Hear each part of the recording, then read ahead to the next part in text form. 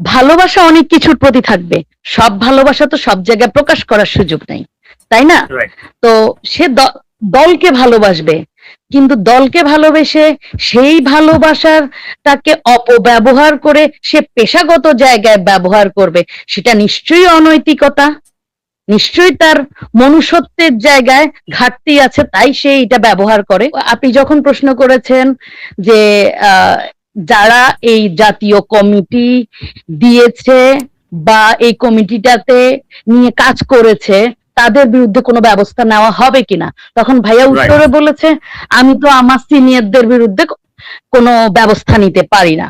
ঠিক আছে, it means এখানে নিশ্চয়ই কেউ মানে ওনার সিনিয়রদের মধ্যে কেউ না কেউ জড়িত, যেটা উনি জানে এবং কি সেই ক্ষেত্রে উনি ওনাদের বিরুদ্ধে পদক্ষেপ নিতে পারছে না।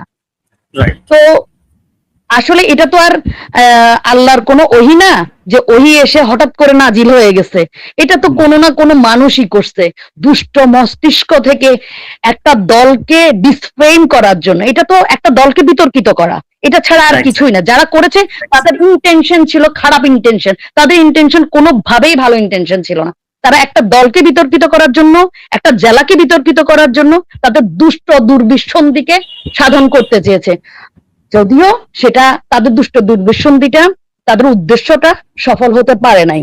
আর যারা যারা এইটা করেছে দুষ্ট দুর্বিসন্ধি, তাদের এই দুষ্ট ফাঁদে যারা পা দিয়েছে তারাও তাদের বোকামির পরিচয় দিয়েছে।